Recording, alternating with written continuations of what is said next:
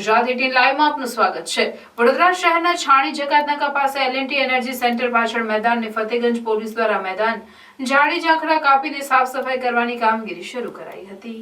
વડોદરા શહેરના સમા police station વિસ્તારમાં આધેડ મહિલાને કામ અપાવવાનું કહી 3 નરાધમોએ સામૂહિક દુષ્કર્મ આચર્યું હતું। તે બનાવમાં મુખ્ય આરોપી વકીલ પઠાણ રિક્ષાવાળાના રિમાન્ડ પૂરા થતા ગેંગરેપ બનાવવામાં 3 આરોપીઓ જેલ ભેગા થયા। ત્યારે શહેરના છાણી જકાતનાકા પાસે L&T એનર્જી સેન્ટર પાછળ મેદાનમાં 56 વર્ષની મહિલા સાથે ગેંગ રેપ કરનારા 3 આરોપી વકીલ પઠાણ, ચમન ખાન પઠાણ તથા શકીલ અહેમદ પઠાણને જ્યુડિશિયલ કસ્ટડી ખાતે મોકલવામાં આવ્યા હતા।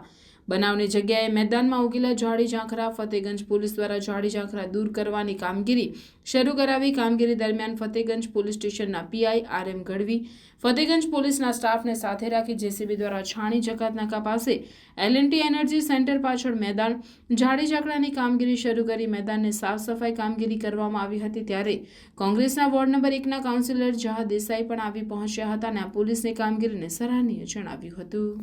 ફતેગંજ પોલીસ સ્ટેશન વિસ્તારની હદમાં ગયા વીકમાં જે દુષ્કર્મની ઘટના બની, L&Tનું જે બિલ્ડિંગ છે એની બાજુ છાણી જકાતનાકા પાસે આવેલા કાર્ગો મોટરની પ્રાઇવેટ જગ્યા છે, પાર્ક માર્કેટની પાછળ એટલા બધા ઝાડી ઝાંખરા થઈ ગયા છે કે બીજો કોઈ ભવિષ્યમાં કોઈ બનાવ ન બને અને વડોદરા શહેરનું નામ બદનામ ન થાય એની માટે આ ફતેગંજ પોલીસ સ્ટેશનના પોલીસ ઇન્સ્પેક્ટર સાહેબની સૂચનાથી આ ઝાડી ઝાંખરાને દૂર કરવાનું આજે કામગીરી કરાઈ રહી છે।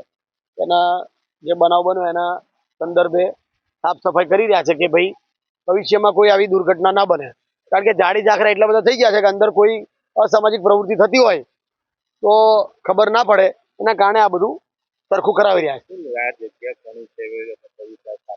એકચ્યુઅલી આ જગ્યા કાર્ગો મોટર વાળાની છે, એમની માલિકીની છે, પરંતુ વોર્ડ નંબર 1માં અમારા વિસ્તારમાં આવે છે। આ બનાવ જે બન્યો બહુ દુઃખદ છે, એના કારણે આ ઝાડી ઝાંખરામાં ભવિષ્યમાં બીજી કોઈ ઘટના ના બને એટલે બધા આ ચોખ્ખું કરાવી રહ્યા છે।